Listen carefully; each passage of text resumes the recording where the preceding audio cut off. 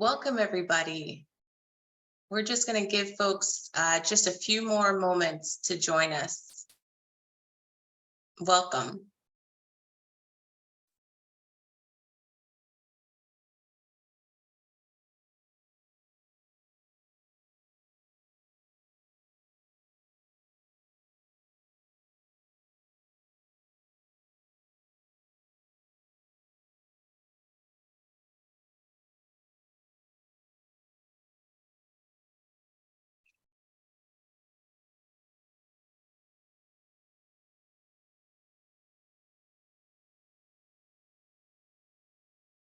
I think we can get started.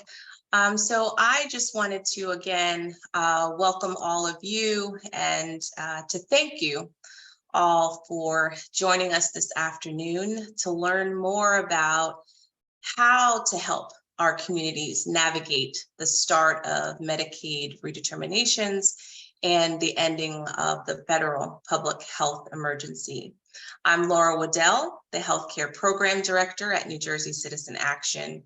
And for those who are new to us, we are a statewide advocacy and empowerment organization that advances social, racial, and economic justice for all, while also meeting the pressing needs of low and moderate income New Jerseyans through education and direct services.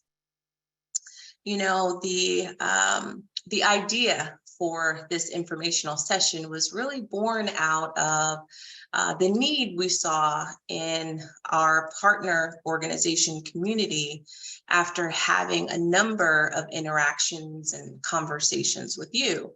And we saw that there were gaps in the distribution and the level of information about these topics. And we quickly realized that we all need an opportunity to receive accurate information about what the state is having to do with regard to Medicaid redeterminations and how the state is handling the process. And of course, if that wasn't enough for all of us to stay in tune with and on top of, we have the ending of the federal public health emergency on May 11th. And, you know, given the magnitude of the redetermination efforts, it's not surprising that there has not been much discussion around what will the ending of the federal public health emergency mean for everyone in our communities, you know, regardless of insurance status. There's a lot of changes coming in healthcare and coverage, and to help us unpack some of this, we're joined this afternoon by two esteemed guests, Dr. Dara Kass, the United States Health and Human Services Region 2 Director, and Jennifer Langer-Jacobs, the New Jersey Department of Human Services Assistant Commissioner of the Division of Medical Assistance and Human Services.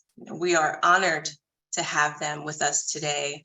But before we hear from them, I did want to thank all of you for submitting questions for our guests ahead of time. But don't worry, if you didn't get a chance to do that, you still can. Just enter your question into the chat and we'll put them in the queue for the Q&A portion of this program at the end. We'll do our best to get to as many questions as we can during this hour and a half. And for those questions we're unable to get to, we'll ask our speakers if they're willing to provide some answers to the remaining questions for us. And we'll include those responses in the post-event email that you'll receive tomorrow afternoon. So please continue to enter your questions in the chat throughout the program. So without further ado, let's start with Dr. Kass.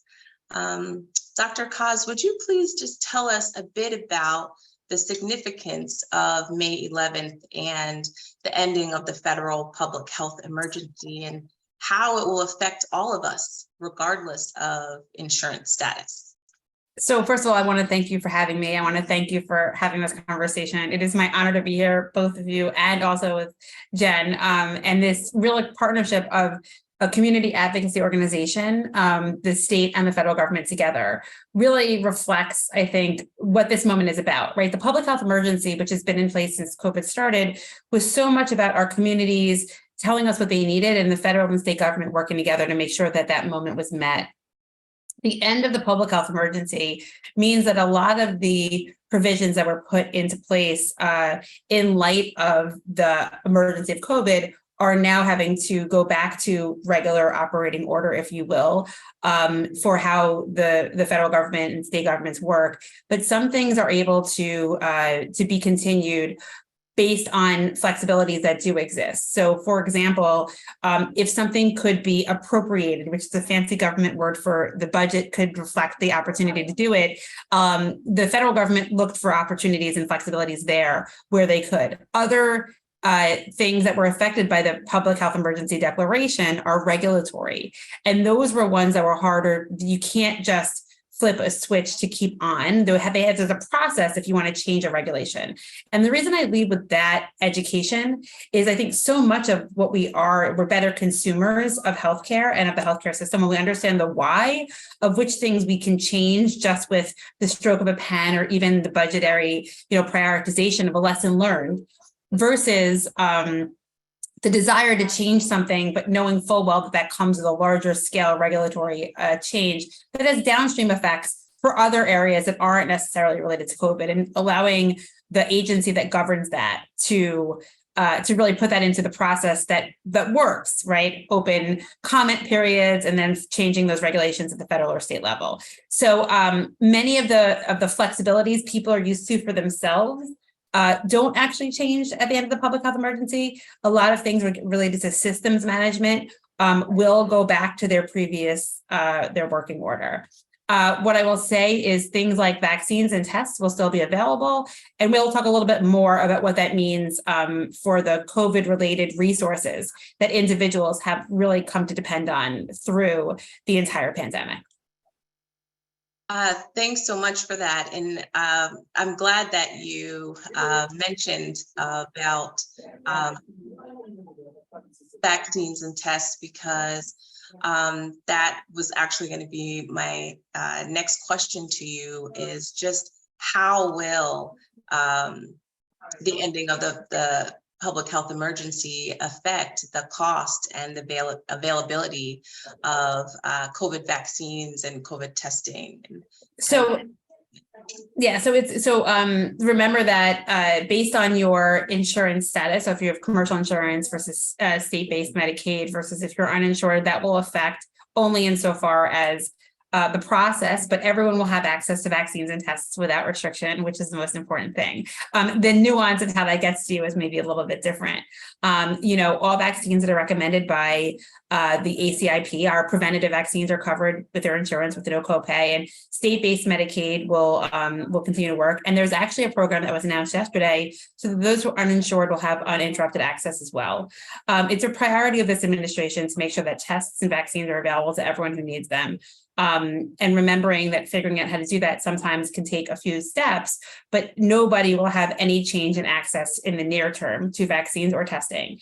And in fact, just to plug the FDA's comment in the last 24 hours about the FDA authorization of the vaccines, we want to make sure that people continue to be up to date on their COVID vaccines. So everybody who has, been waiting for the vaccine, it's important to make sure that you are up to date with the bivalent vaccine. And that if for some reason you're vulnerable or over 65 and you are eligible for a second bivalent vaccine, that you should get that too. That there will be no change to your access with the end of this emergency right now. That's great. Great information. Thank you. I also wanted to ask if you thought that there was going to be any concerns regarding the availability of medical devices like masks or, as it was before the public health emergency was put in place at the beginning of the pandemic. It was kind of difficult for folks to access their masks, or even for our health centers to access medical devices. Yeah, so I will say this as not just the person that right now is the regional director at the federal government and Department of Health and Human Services, but a emergency physician who was on the front lines at the beginning of COVID, remembering what it was like to get one mask and have to take it for so many days, or watch friends of mine literally set up supply chain processes to really work through the PPE shortage. That is hope. That to me is a thing of the past, and I say that there should be no risk that that the end of this PHE would affect the supply chain or the access to personal protective equipment or any other durable equipment that we need. That is not something that should be happening just because the public health emergency ends. That's so reassuring. Thank you, Dr. Kass. And another question, I think that a lot of our partners are interested in knowing is, will the availability of telehealth services be impacted by the ending of the public health emergency? So this is kind of what I was talking about a little bit when I said regulatory versus reimbursement, and certain changes that that were able to be extended because of the ability to change to extend reimbursement opportunities. So, you know, telehealth reimbursed by Medicare will continue because that was appropriated through the budget that was set at the end of the appropriations bill at the end of last year. State-based Medicaid will have different decisions to make along the way, but the flexibilities of telehealth, a lot of them will continue through the next year, as best as possible, through ways that don't require significant regulatory changes. Some things like interstate licensure will not stay necessarily, but a lot of the flexibilities for telehealth that were able to be put into place just by an executive decision by the agency will be able to be in place. But I personally do know how that level of flexibility with telehealth has been game changing, especially for folks in rural areas, for mental health, those resources. And it is a priority, I think, especially if something can't extend, to make sure that we go back in and make sure that those flexibilities are permanent. That's great. Is there anything that perhaps I might have missed, or any other information that you think would be important for communities to know about life after May 11th? So I would say that one of the things I want everyone to hear from me, both as a physician, as a federal, employee, as somebody that is living this in the life in New York and New Jersey, is that this is the public health emergency ending as a transition, much like many other changes that we have. And we in the federal government, in partnership with the state and community advocates like you, are most concerned about the insurance situation, the coverage for people at the end of the emergency. And I think that we need to make sure that people pay attention to their coverage, to their eligibility, so that they are not uncovered in this transition. Many of the other flexibilities and many of the other programs, that came into place because of the public health emergency those systems will be rectified and things will go through. But the most important thing that people need to hear is that we are doing this together. The federal government has put significant resources, time, and energy into communicating, to doing what it can to buffer the transition, but also to make sure that the states are prepared, empowered, and really we have a tight connection on this. It is by far the gap of people like losing coverage who don't need to, who have the ability to be enrolled in either a marketplace insurance or in state-based Medicaid. It is our priority right now to make sure that nobody falls through that gap.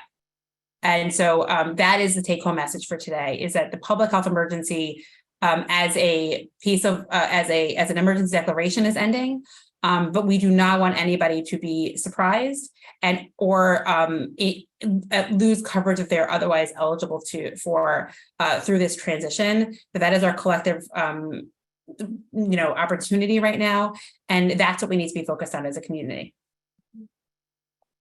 Thank you so much, Dr. Kass.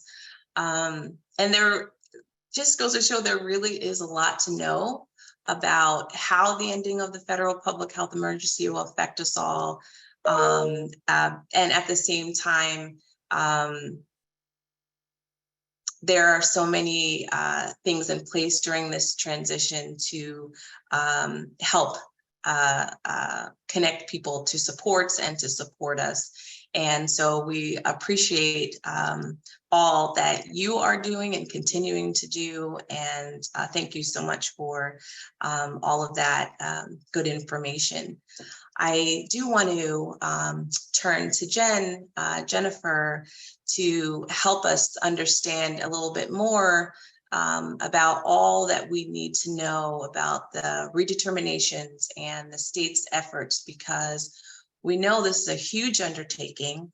As you know, we've heard early estimates that New Jersey could see up to 350,000 Medicaid disenrollments over the course of the next 12 months due to the restarting of the redetermination process, which has been suspended for the last 3 years. So I will turn it over to Jen. Thanks, Laura. And thank you for the opportunity to be here with you and the folks who have joined this, and Dr. Kass. This is, as Dr. Kass said, this has been a long partnership between the federal government and state governments, and it's been quite a journey, right? We started in 2020 with something very unexpected. We partnered together to serve people the best way possible through this time. In 2021, we rolled out vaccines, and that required a new strategy and a collaborative approach. Dr. Kass and I have talked to each other at points along the way here to make sure that we were coordinating, and we talked to our partners at the Centers for Medicare and Medicaid Services every day.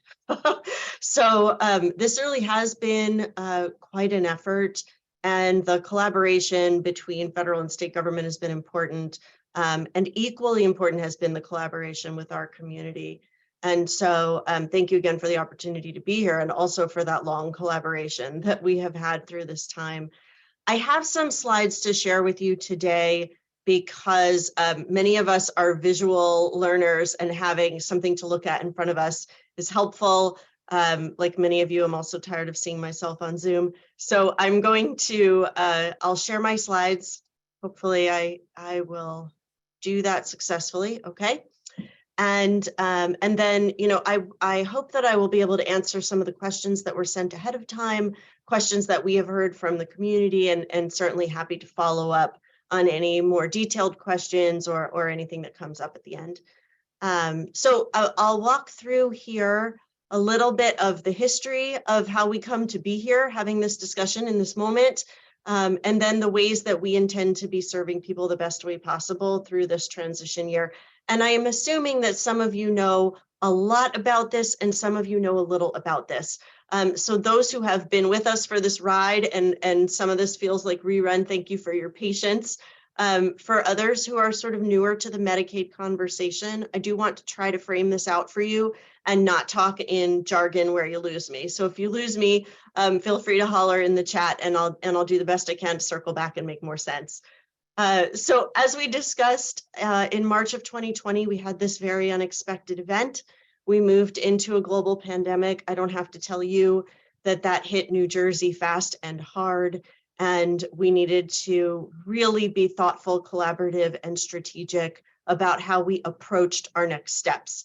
What we're talking about today is one of those steps, right? One of the steps that we took at that time was essentially to freeze Medicaid eligibility activity where it might impact someone's ongoing enrollment in our program.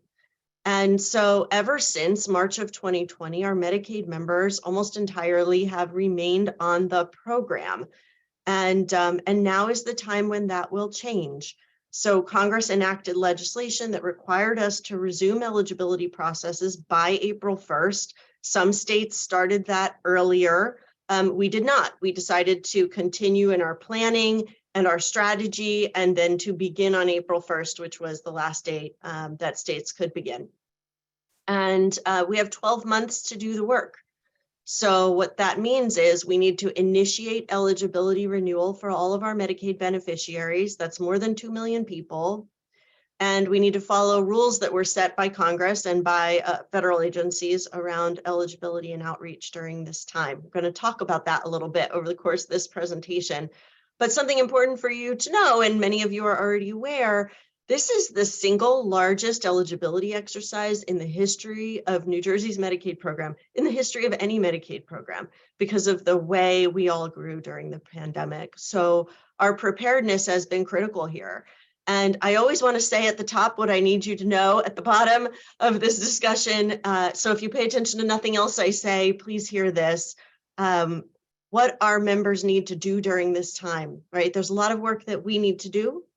But out there in the world, we need other people to help us get this message out. Please make sure that NJ FamilyCare, which some folks know as Medicaid, has your correct mailing address. That is really important because we will be sending mail to all of our members over the course of the year ahead.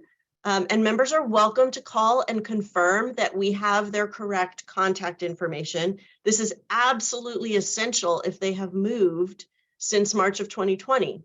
Right? Because we have not been doing this renewal exercise in the same way since then. We have been sending mail and we've been trying to address return mail that we receive.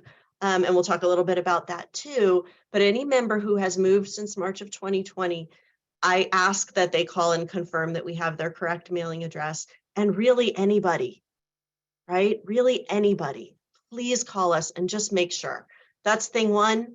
And then two, whenever you receive mail from NJ FamilyCare, we need you to open that up quickly and respond in whatever way it asks you to respond. That mail may say, there's nothing you need to do right now. Have a nice day, just letting you know.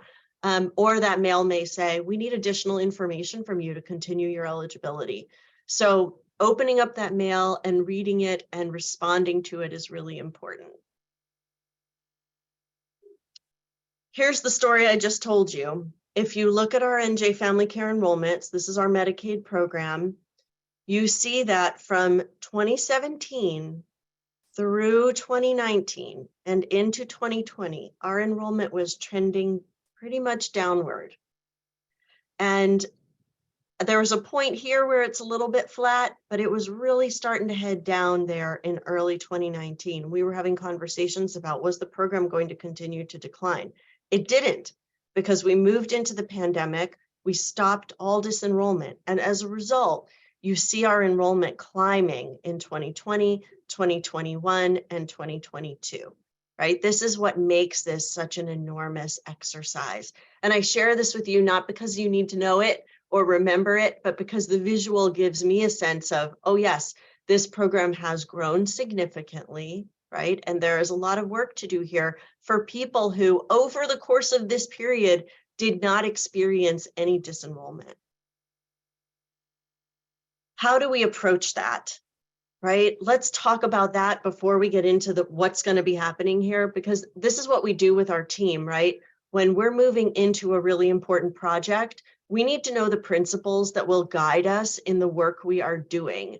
And we need to revise these principles. We think of them as our North Star, right? We need to revise these principles in a way that is really specific to the project we are talking about. So if you look at the words on the left in blue, these are principles that we pretty much stand by all the time at Medicaid. They apply to every project we're working on. Serve people the best way possible is always number one. What does that look like in the context of this eligibility unwinding work we have to do?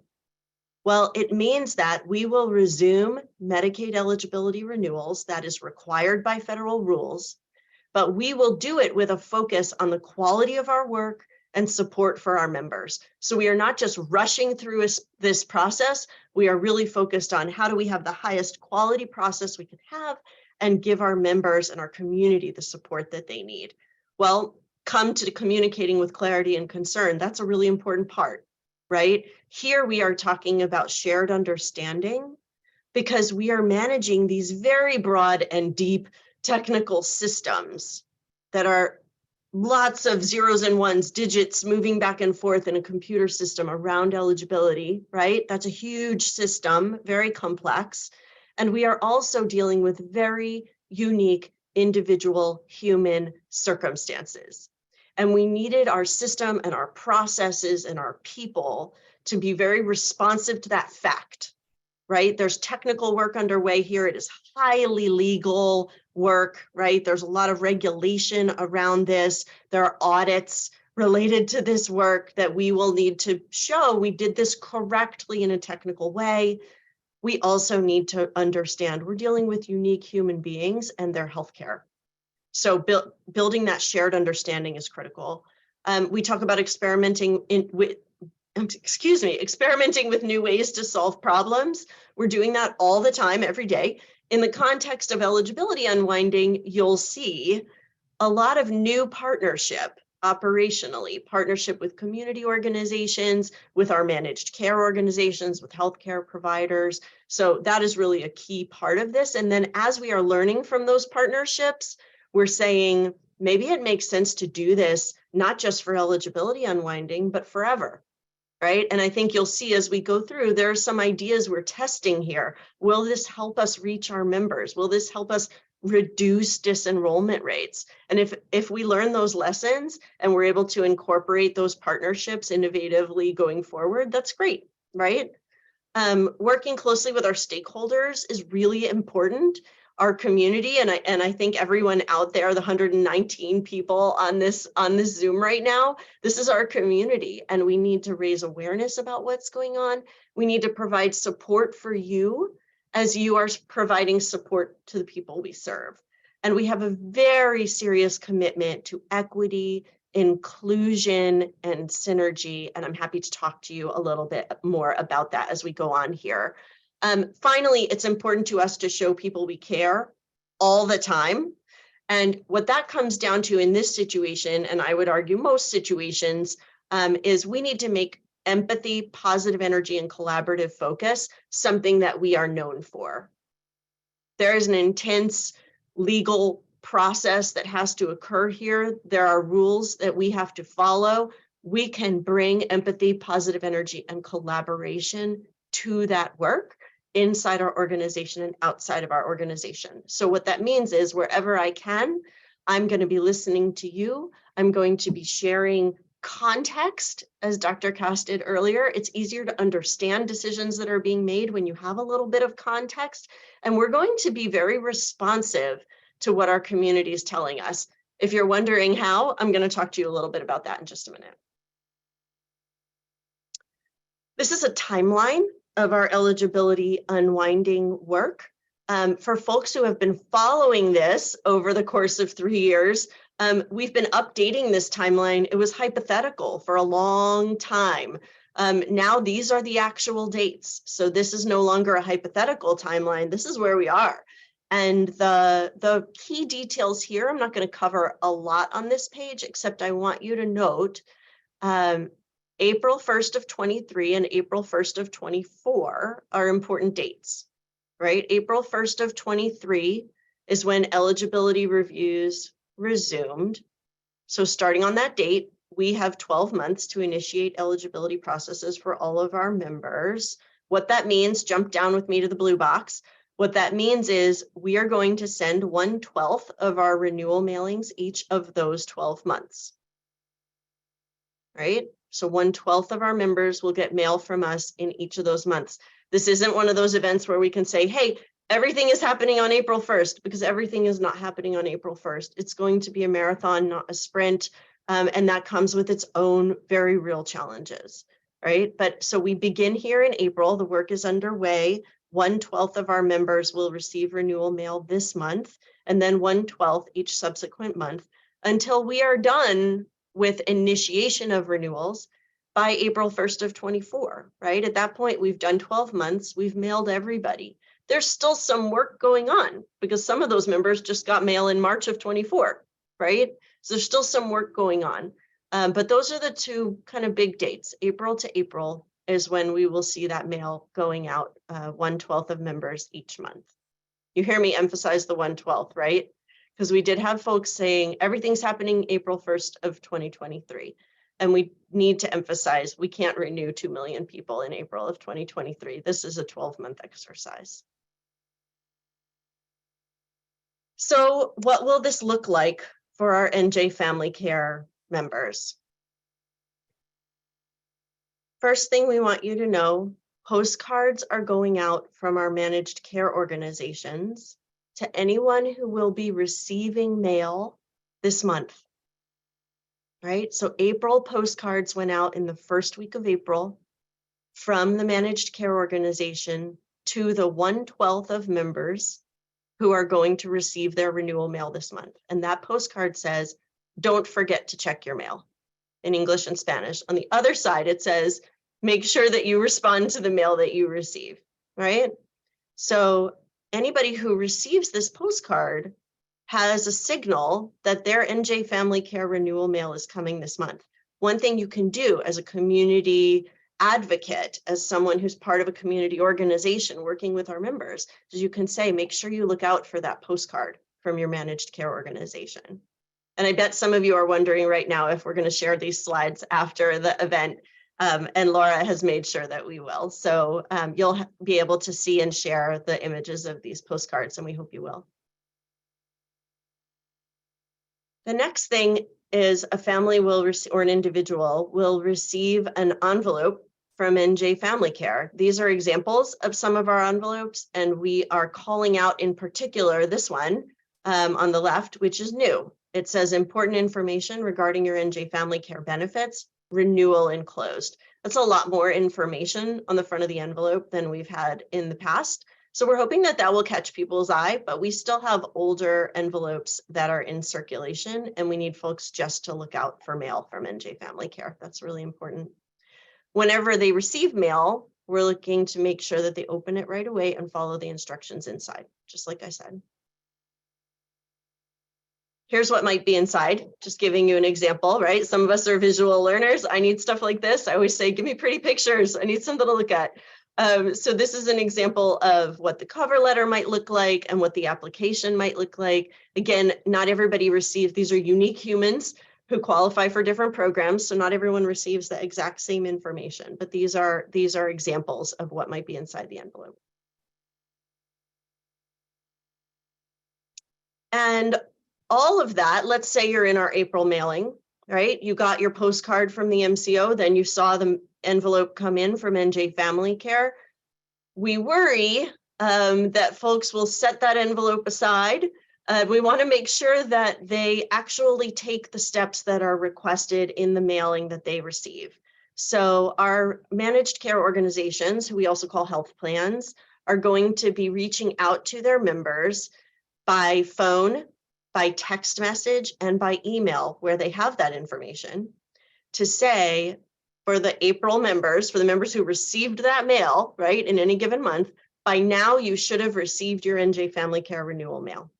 So we are trying to bookend, right, where the postcard comes at the beginning of the month, and then by the end of the month, the member's getting a message like this: by now you should have received your NJ FamilyCare renewal mail. And if you have questions, that 1-800 number that the health plan's providing here, that is our NJ FamilyCare number. So it's a general number, not necessarily going to be the last stop for somebody, right? There might be a certain office that we need them to call, but at least we're getting a text message out with a general number where folks can call if they did not receive their renewal mail. We really want to make sure that everyone got it, right? And if we send it to the wrong address and we don't know it, and they don't know it, we need to address that. So the text message is exactly what you see here from each of the 5 health plans. By now you should have received your mail. Please open it and follow instructions. The phone and email messages are a little bit longer, right? We have a little more space there, but they are on the same theme. So, so that's the basic message that folks will receive at the end of the month in which they receive their mail. What happens next? Well, the following month, so if you got your mail in April, we're starting to worry about you if we haven't heard from you by the start of, you have April to May, so you have 30 days to answer. By the start of June, we're starting to worry about you, right? If we haven't heard from you. And so there's a couple things that are going to happen here in June and in July. In June, we're going to run lists of members that we have not heard from. And we are asking the health plans to reach out to those members with a focus on members we consider high risk. Now, these are members who have not responded to their renewal mail, who are actively using their healthcare coverage. Like on a daily basis, we know that this person is using their Medicaid benefits. Here are examples of high risk cases, right? Someone who is pregnant, someone who is in treatment with chemotherapy, someone who's going to dialysis every other day, someone who is in methadone treatment, an MLTSS member, which is someone who's receiving long-term services and supports in the community. Someone who's using personal care assistant, an aide who comes and helps you get out of bed in the morning.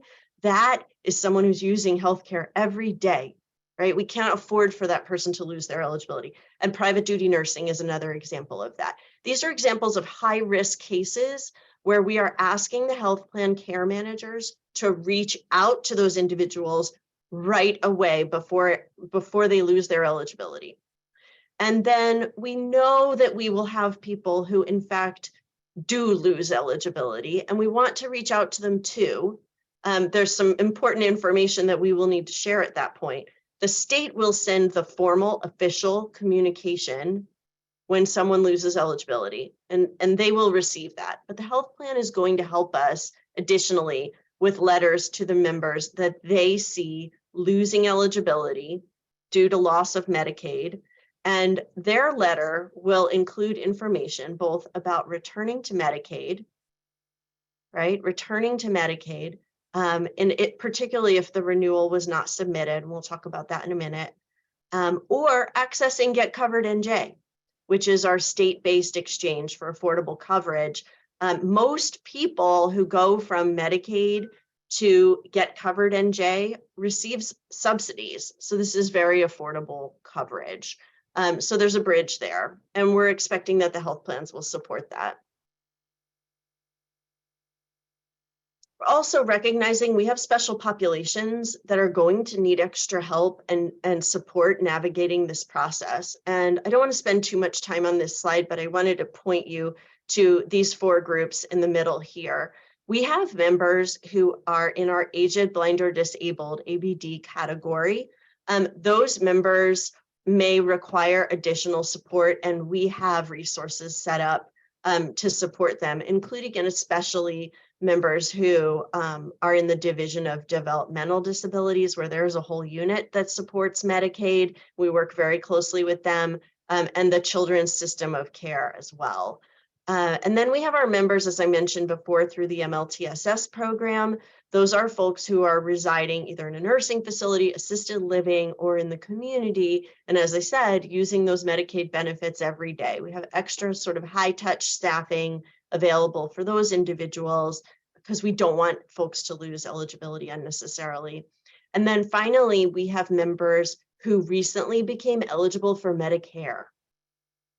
And there is a transition that happens there for many people who were eligible for Medicaid, turn 65 and become eligible for Medicare. There's an important kind of handoff partnership to make sure that everyone lands exactly where they should. So a little bit of extra attention for that population as well. We get a lot of questions lately about what happens after the eligibility decision. So I wanted to share some examples with you here. They help me to think through a complex process, and hopefully they'll help you as well. These are simplified examples.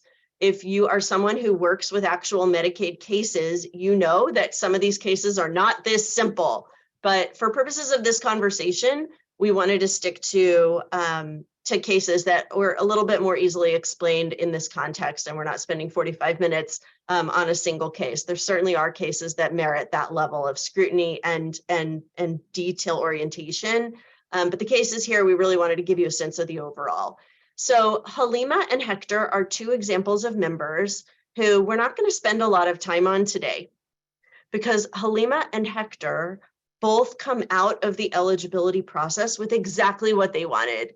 They are happy, and I'm not staying up at night worrying about Halima and Hector, because they came out of the process with the result that they wanted. In Halima's case, she called our ambassador line, gave us her updated address, got her eligibility mailing, answered it. She was determined eligible. Her eligibility continues, and she's happy. Right? I'm really glad Halima is happy. That is our goal. Hector's also happy. He responded to the eligibility mailing, or maybe he didn't. It doesn't matter. because he doesn't want to remain enrolled. He's done with NJ FamilyCare. He has moved on and has, let's say, employer-sponsored coverage or Medicare, or whatever it is. He's done and no interest in continuing with NJ FamilyCare. As a result of the information that he provided to us, or didn't, right? Maybe he never responded at all. His eligibility ends, and he's happy. So it's fine, right? The two people who keep me up at night on a regular basis are Samuel and Sophia. It's Samuel and Sophia that we worry about, that we have built our processes around so that we are sure that we are able to respond appropriately and rapidly to the needs that they express. I'm going to walk through their cases in a little bit more detail. Here's Samuel. Samuel responds, you'll get this slide. You don't have to study it. You'll get this slide later. I know it's a lot of text, but we wanted to give you some specificity here on a case, right? So Samuel responded to the eligibility mailing. Look at the blue box with me. Responded to the eligibility mailing. He was determined ineligible due to, let's say, his income, right? Income, assets, whatever. He received his disenrollment notice. And with that notice, because he was ineligible due to income, we transferred his information over to Get Covered NJ. That's our state-based exchange, also known as Obamacare, right? We transferred his information over there so that they could help him get set up, because he's now income ineligible for Medicaid. We want to make sure he has some coverage. They're going to reach out to him and say, would you like to get covered through the state-based exchange? Samuel does not want that. He wants to remain enrolled in NJ FamilyCare, right? So he is unhappy here.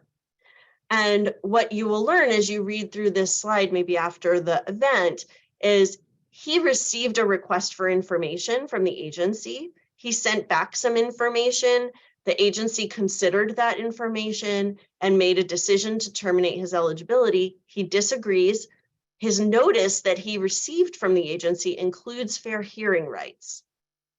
And Samuel can request a fair hearing. Now, this slide says within 20 days of his termination notice. I'll tell you a secret. We applied for a waiver to the federal government and we're able to say 60 days. So we have a little bit longer opportunity there for Samuel to apply for his fair hearing. But in any case, he gets this notice. It's going to say, Samuel, you have 60 days to apply for a fair hearing. And he can do that, right? The Medicaid legal office will review that request and submit it to the administrative courts. But based on the information Samuel gives us, we might also reach out to the eligibility agency, which, for example, might be the County Board of Social Services, and say, can you take another look at this case as it's going through the fair hearing process? So the fair hearing process is a legal requirement. If Samuel requests it, that is absolutely what will happen. But if there's a way for us to solve Samuel's problem before he waits all the way through the fair hearing process, we will do that. So in the meantime, and this is important to note because you might hear members sort of describing this scenario, in the meantime, because we said you're ineligible due to income, his information got transferred over to the state-based exchange, Get Covered NJ. They will be reaching out to him. So he may still be in his fair hearing process with Medicaid and receiving a call from an email from Get Covered NJ that says, are you interested in coming here for coverage? That's important, right? Because we wouldn't want to leave him hanging. We want to connect him to Get Covered NJ in case that is going to be his next source of coverage. So maybe hearing from both parties at the same time, that would be normal and expected. Now, Sophia is a little bit of a different story, and Sophia is my friend who truly is the one that keeps me up because she resonates for me. I am Sophia, believe me. Sophia got the mail, right? Here comes the NJ FamilyCare envelope. She put it on the kitchen counter. She was going to look at that after the kids went to bed, but somebody had a homework project and the dog got sick. And next thing you know, that envelope is at the bottom of a pile and she never opens it up. And responds to the application, right? That is me. Envelopes sit in my kitchen counter for months. So Sophia does not respond to this mailing. That's a very likely scenario, right? Maybe she never even got it, right? Maybe it got put in somebody else's mailbox and Sophia never got it. Either way, she's determined ineligible because she didn't respond. So she gets the disenrollment notice that says you didn't respond, you're ineligible. She wants to remain enrolled. right? Now, her letter also gives her fair hearing rights. Just like Samuel got fair hearing rights, Sophia gets fair hearing rights. And she should file for a fair hearing if she would like to do that. But more importantly, and this is where you can be really helpful, if Sophia did not respond to her renewal application in time, because it's 30 days, you need to respond within 30 days of the date on the letter. If she didn't respond in time, she should just send that application in to us right now. Like right now, the day she figures out that she didn't respond, that she's over the deadline, she lost her eligibility, or maybe she didn't lose her eligibility yet. Either way, when she figures out she didn't respond, just get that application in, Sophia. Just send it in and we will process it. And if we receive her application within 90 days of that disenrollment date, we're actually able to reset her back so there's no break in coverage. If we get that application back, the renewal application back from her on day 100, we have to consider it a new application. But up to 90 days, we can reset her so there's no gap in her coverage. That's really important. So I want Sophia to respond on time. But if Sophia did not respond on time, I just want Sophia to respond, right? And that is a message that you can share out in the community. Just respond as fast as you can, even if it's overdue, right? I really want you to get it in on time, but even if it's overdue. And then, there's some additional options here for Sophia. She can call us if she has a question, and she may apply for coverage through Get Covered NJ if that's the route she decides to go. So how can community organizations help? I hope you've been hearing that over the course of the past few minutes, but here's some more information for you. We have a website, it's called Stay Covered NJ. And we set that website up in order to provide you with materials about what is happening here. So there are full color multilingual materials, and there are messages that you can use to help raise awareness. I would invite you to go hit that website. Let me see a bunch of clicks at the end of the day today, because 115 people heard me say hit that website, right? Informational packets have gone out already to 6,000 organizations. You might be one of them. But if you would like to assist our members and kind of get involved in our work, there's also ways to do that. One example is if you would like to actually assist folks filling out their renewal applications, you can email the mailbox that's on this slide, and you can get folks in your organization trained to provide that support in a formal way. We do get a lot of questions about that, so hopefully that's helpful. Here's some pictures of the website, and this QR code is live if anyone has their phone handy. We tried to provide a bunch of resources here, and I will walk you through a little bit of that. For example, this slide shows you the materials that are available to provide general information about unwinding. They're available in English, Spanish, and I think 19 other languages commonly spoken in New Jersey, including languages that are spoken by our refugee populations. And by the way, I love this slide. Every time I look at it, it reminds me how much I love living in New Jersey. Okay, here's something not to love. We have heard that there are scams happening out there. Anytime there's a major event in the world, it seems folks are trying to help and other folks are trying to scam. And so we have not heard of this in New Jersey yet, but other states are reporting that members have received illegitimate text messages and potentially emails. And we wanted to just put this out there now. So we and our health plans will never ask for money in a text message. We will never pressure you for personal or bank account information or make threats about legal action. Don't share any personal information. I know when you hear this, you're like, I know everyone says this, but the truth is, like, we all need to keep saying it, right? Because it does happen that sometimes these messages come across looking legitimate and they're not. We will send messages to our members, right? We've asked our health plans to reach out to our members in every format they can, because we know sometimes text messages are the best way to get it done, right? But we will not be charging money. We will not be threatening legal action. Like that's the key difference, right? Is to evaluate that incoming information. So enough about scams. I would like for us never to have to talk about scams again, but please do make sure that folks are aware of that risk. And then here, I hope we're not saying anything on this slide that you have not heard at least 5 times through this presentation, right? Key messages to the community: make sure NJ Family Care has your current address and contact information, and respond to any mail you receive.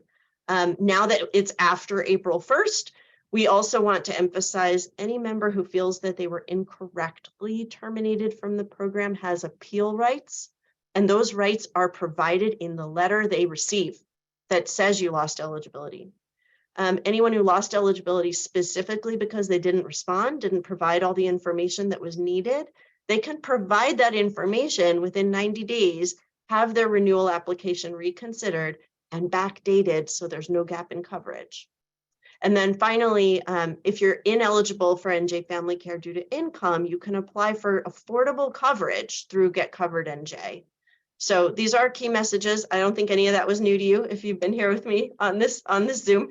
And then here is, I'm the worst at this, here's our social media, not my strength, but we are out there. And so if you are on any of these platforms and interested in following NJDHS, we hope that you will.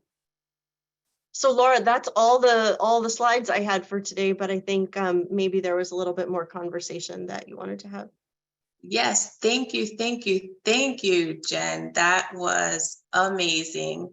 And I am actually going to give you a couple of moments break because I know that you've been talking for a minute. And if I could, I'd like to ask Dr. Kass just a couple questions that have come in, and then we'll jump back and we'll bring Jen back into the mix and ask her some as well. But for Dr. Kass, one of the questions that came in is about the availability. I know you did talk about the availability of COVID-19 tests and vaccines after the end of the public health emergency, but this one is specifically asking about is there going to be any difference in that availability for undocumented immigrants? Will they have to pay for those services? And if not, where will they go to get them?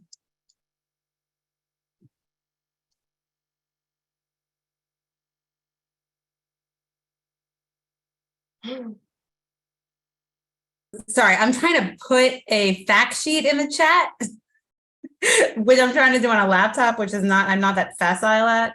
So there is a fact sheet for the uninsured, which would include undocumented folks, I believe, and I'm going to put that in the chat here, which I can't do on my laptop, which is not helpful.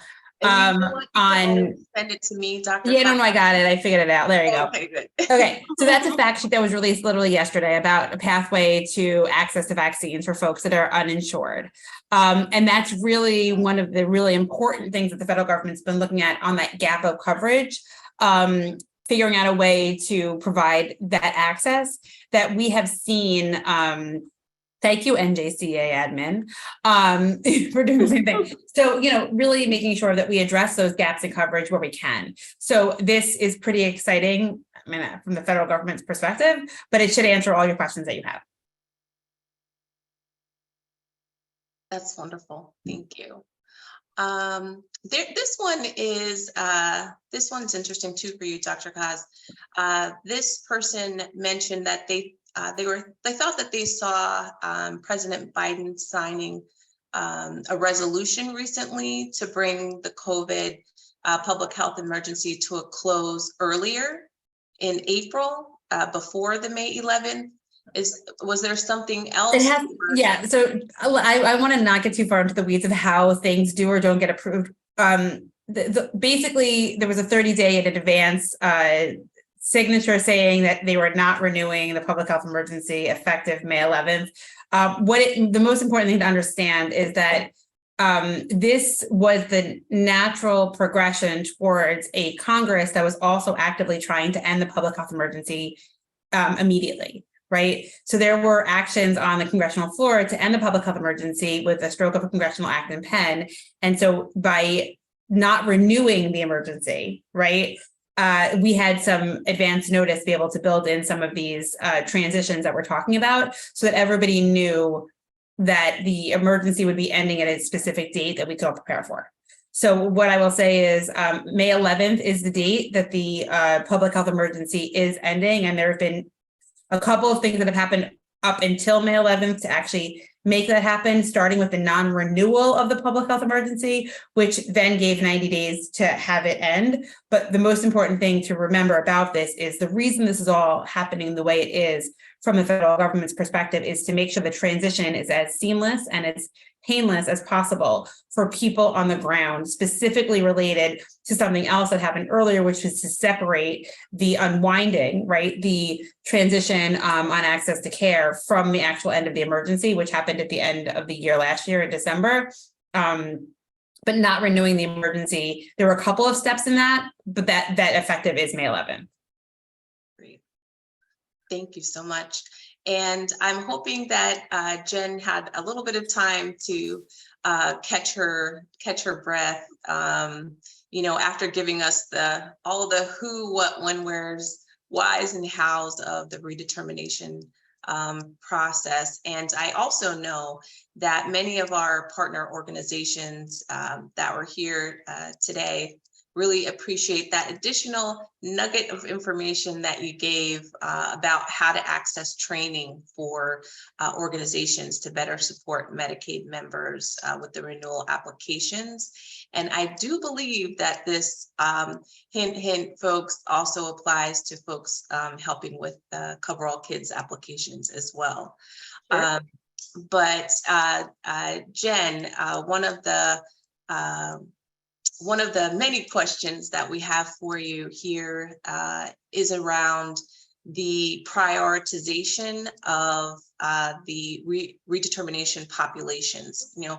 Can you explain a little bit? I know that they are going to be or have been divided into 12 months of focus, but can you give a little bit more information on how or which populations are being redetermined and when? Is it, are you using like the anniversary date, or is it a particular population at per month?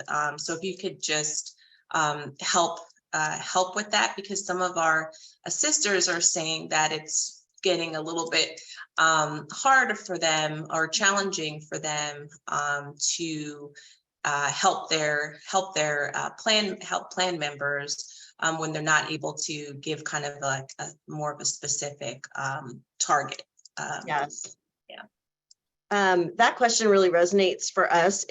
It's challenging for us as well. So Laura, let me walk you through kind of at a high level how the we call it redet spread, right? How we spread the membership across the 12 months.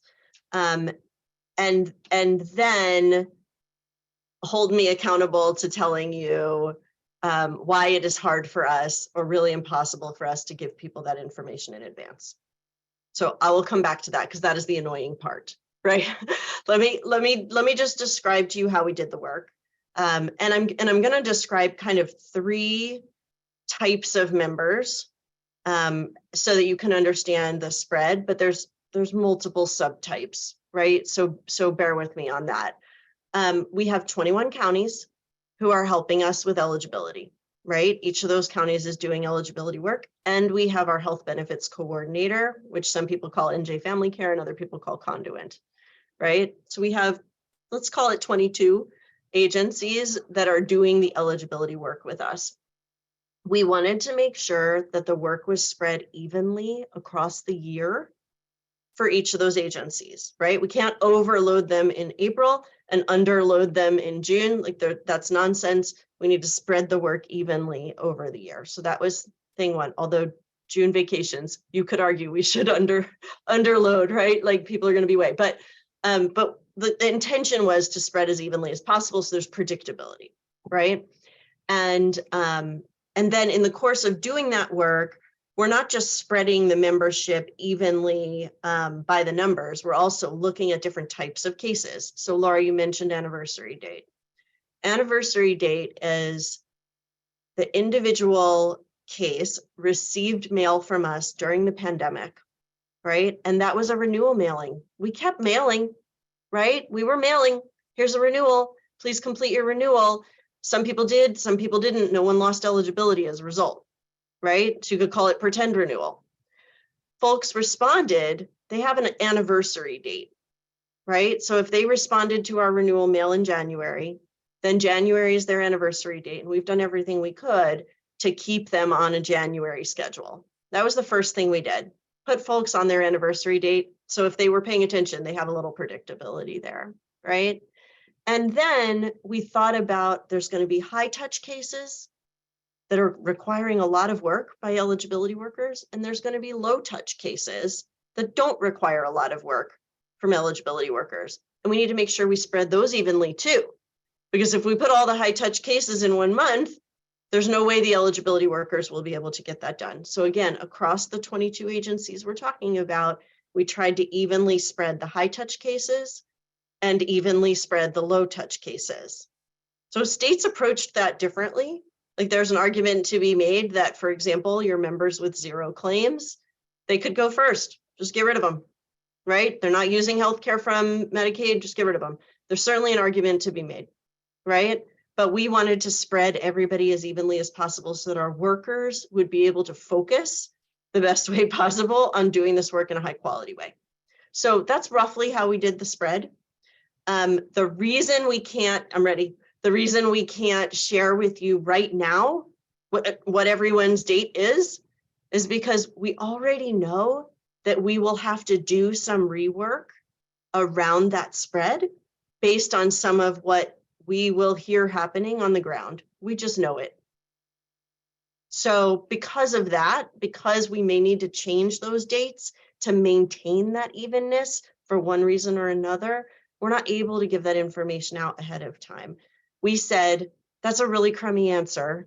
Folks are gonna need a flag, and the postcard is meant to be the flag, right? If we get to a point where things are really stable, like a few months in, this is all really clear and straightforward, and we don't feel like we're gonna reshuffle or need to do any adjustment, like then we can have a different conversation. But for right now, we feel like this is completely unknown, and it's possible that we will need to adjust our methodology. Okay. Thanks so much for that, Jen. Dr. Kass, and I don't know, Jen might also jump on this question too, but I wanted to see what Dr. Kass might say. But some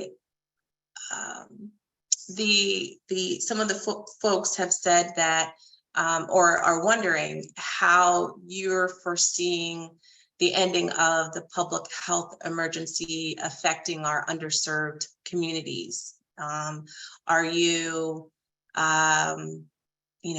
what types of programs do you think are going to be affected the most? And, I can, like I say, give to Dr. Kass and Jen. Right. So I think, remember, this was a COVID public health emergency. And it is true as a reflection that I was talking this morning about a colleague, that a lot of the gaps in access in healthcare during COVID didn't happen because we really did an all government approach, state, federal partnerships, and industry as well. We were able to do public-private partnerships. And so I think folks are seeing really what is a future opportunity for access to care to be delivered to people who are most vulnerable amongst us, and lessons learned from the COVID public health emergency and COVID experience, how we could expand access to care to people that need it. I will say that so that's kind of, I think, the way that I would take that question and look at it, which is to say, if people say, which resources are being lost, what access to care is being lost, for people who are most vulnerable amongst us, where does that solution lie, right? What opportunity do we have to improve the system, to expand access to care? We're seeing, obviously, Medicaid expansion in, just now the 30th state, notwithstanding the expansion of Medicaid at the postpartum expansion of Medicaid as well. It's super important. 30th states did postpartum Medicaid expansion, and other states are expanding their Medicaid as well. So that's an opportunity, I think, to make sure that there isn't any gap in coverage across the board. We're also looking at things. We're also looking at the chat bot comes right in front of my face when it pops up. We're also looking at other opportunities around Medicare, right? So we are seeing the expansion of Medicare, $35 insulin, which is now translating to $35 insulin for everybody because of what was done under the Inflation Reduction Act.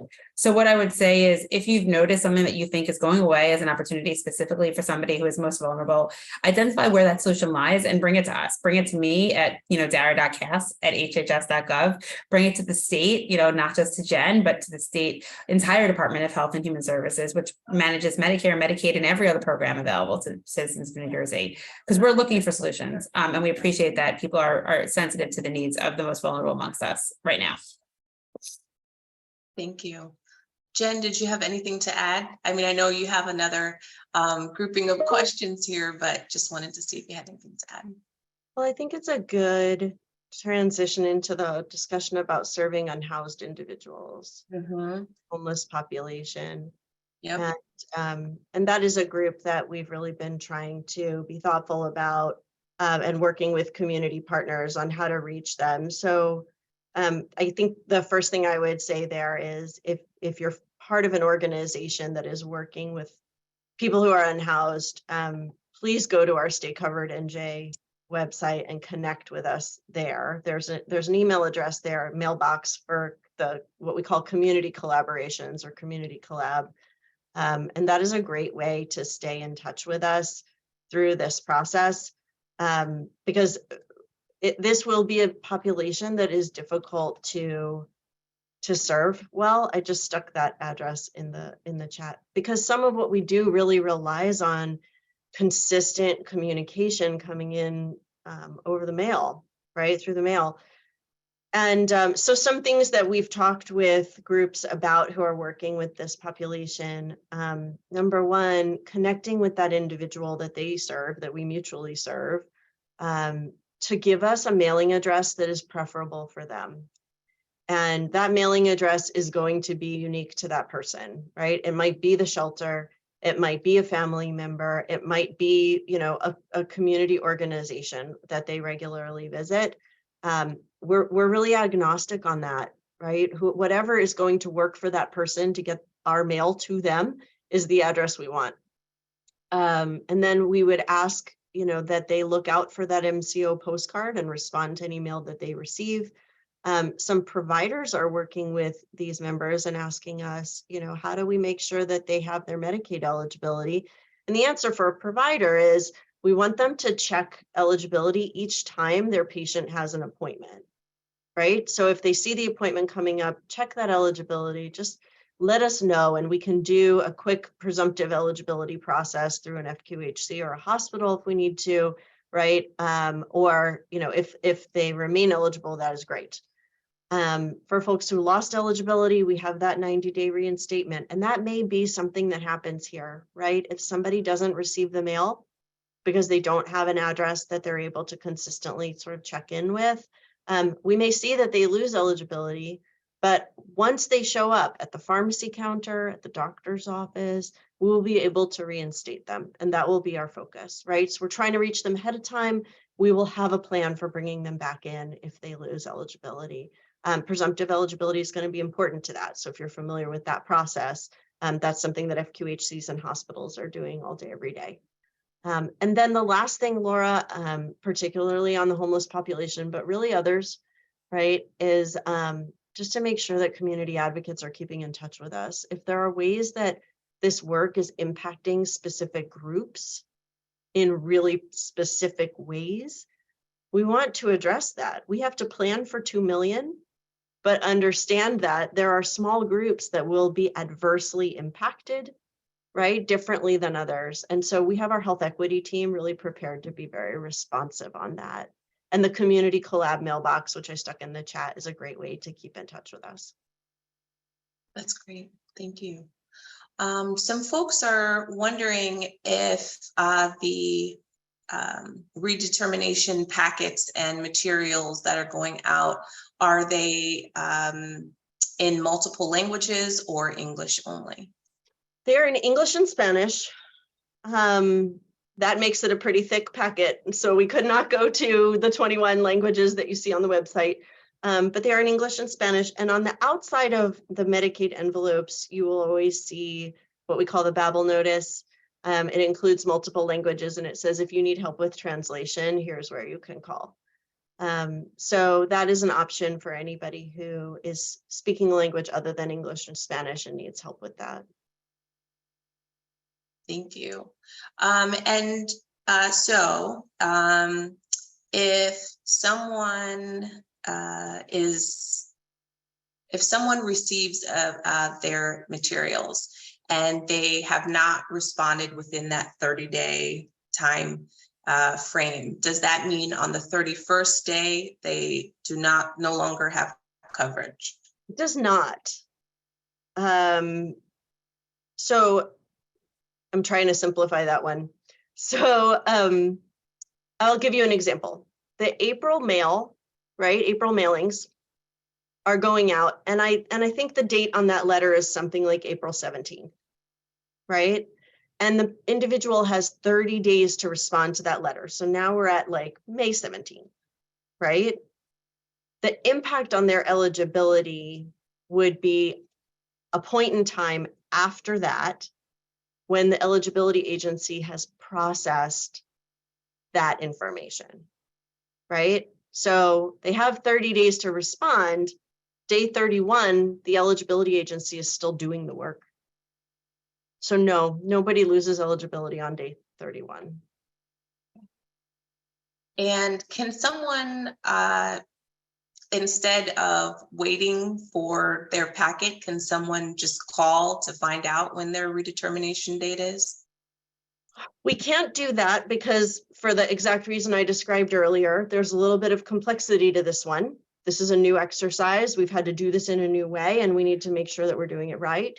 But they can always call and check their eligibility, right? So you can call and check, am I still eligible? Is everything? You could put a reminder on your calendar on the 1st of every month. I'm going to call and check if you're worried about that, right? But we're not able to give folks that advance heads up right now on what their renewal date will be.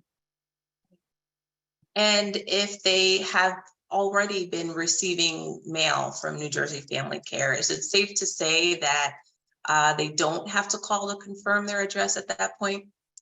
I would say so. My official line is call and confirm your address, but if you're getting our mail, you're getting our mail. It's all good. Sounds good.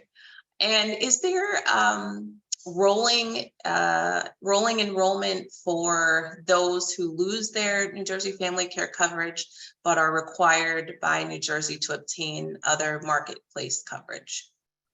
There is an open enrollment period with the exchange for anyone who has lost Medicaid eligibility. Yes, they have, I believe it's 60 days that they need to get over to the exchange and apply.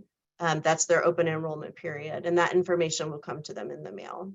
It's also on the Get Covered NJ website. So Get Covered NJ is the state-based exchange. Stay Covered NJ is the Medicaid eligibility site. Thanks for that. And some questions. This one in particular is, this person would like to know, what happens to someone who is in the middle of getting treatment, for example, cancer treatment, if they're determined to be ineligible for a Medicaid, and they're kind of in limbo,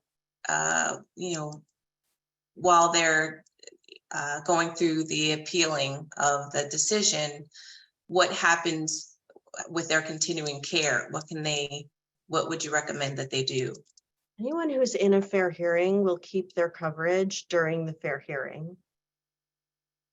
So if someone has requested a fair hearing, that coverage will continue, right? The real worry would be for someone who disenrolls and has lost Medicaid eligibility due to income, right? Their income is just higher, but they don't have insurance. And for those folks, there are programs that hospitals and the state run that specifically address folks without insurance, but we will have to work through those on a case-by-case basis to see what they're eligible for. A question about folks who are dual eligible for Medicare and Medicaid. Is there a special handling for this population of enrollees, or? Good question. They are part of our spread.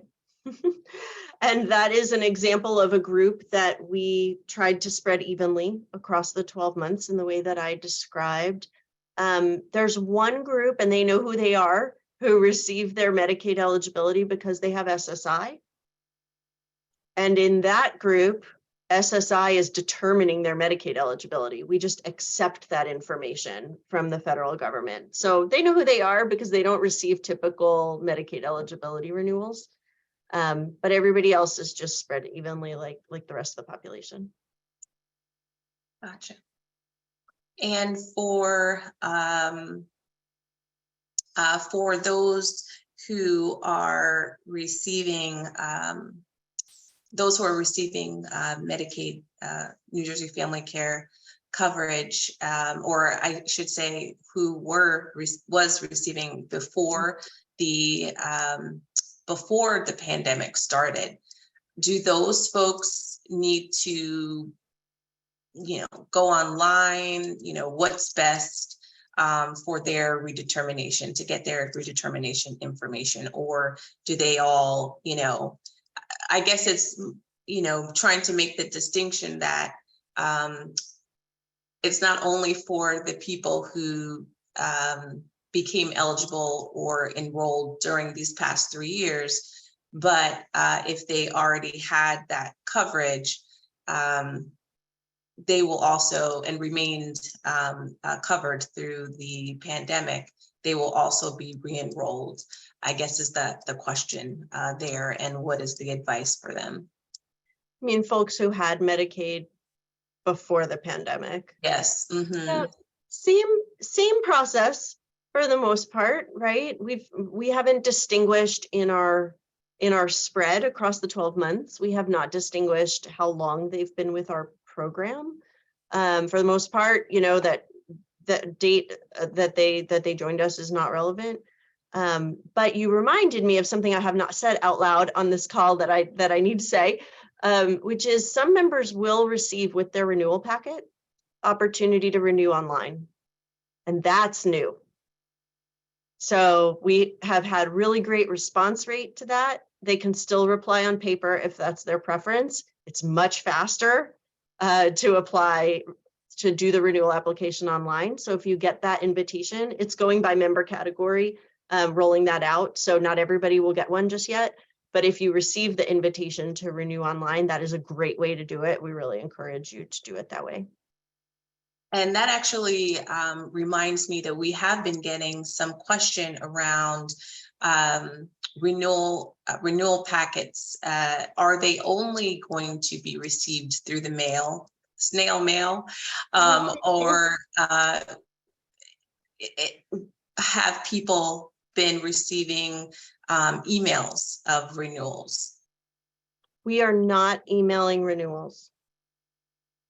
We are sending a letter that says you're invited to renew online if you like, and here's your personal code to do that.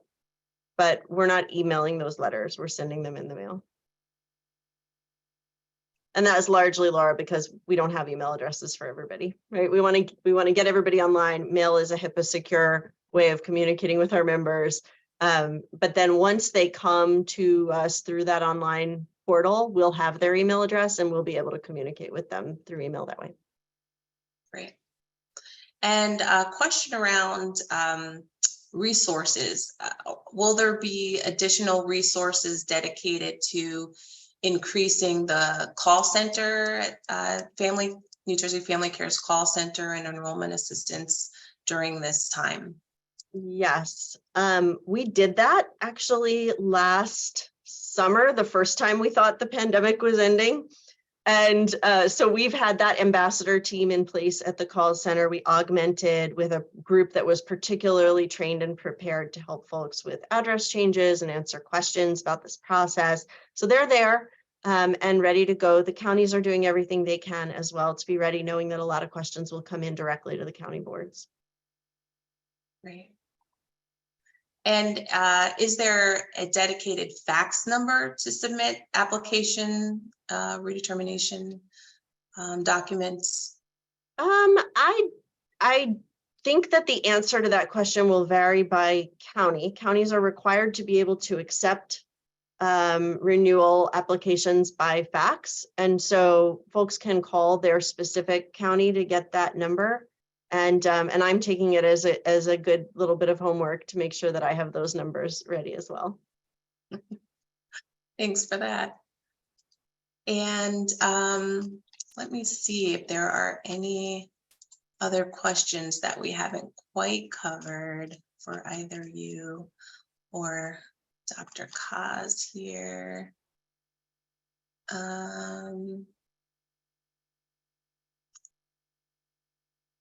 I think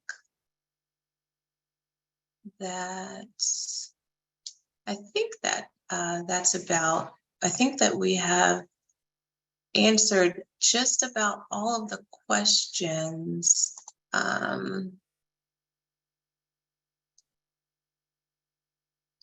Yeah, I think that we have. That's wonderful. So if there are any that come in, as I mentioned, we'll definitely reach out and ask our guests to provide us with some responses. And of course, I feel like I could easily stay on to continue to absorb all of this good information being shared today. But, you know, I also do want to be mindful of Dr. Kass and Jennifer's time, as well as all of yours. And I do thank them for all they have shared here today. You know, our communities are facing a lot of changes and some confusion about their health coverage and COVID care.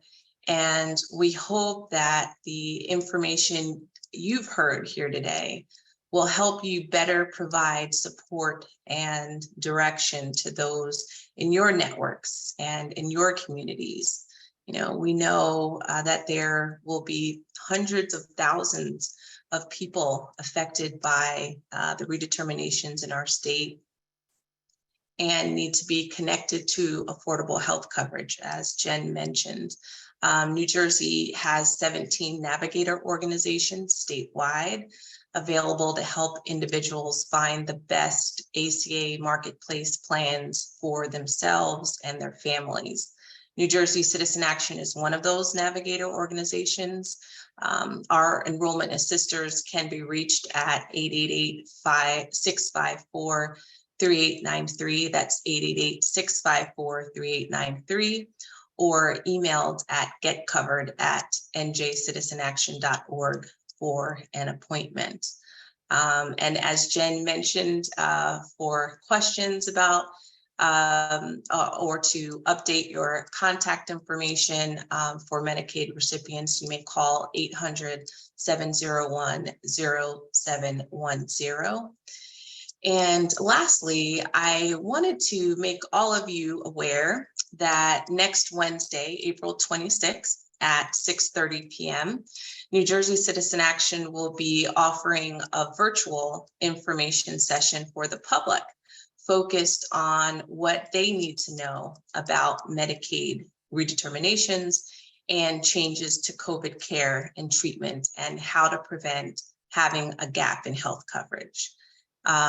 We will have our ACA enrollment director, Gabrielle Escribano, joining us to provide enrollment information and answer questions. And this event is being co-sponsored by the Camden Coalition, the Greater Newark Healthcare Coalition, the Health Coalition of Passaic County, and the Trenton Health Team. We hope all of you will help promote and share this event within your communities. Again, a big thank you to our guests, Dr. Kass and Jennifer Langer-Jacobs, and to all of the organizations joining us today. Thank you for your interest and your attendance. Have a great night and be well.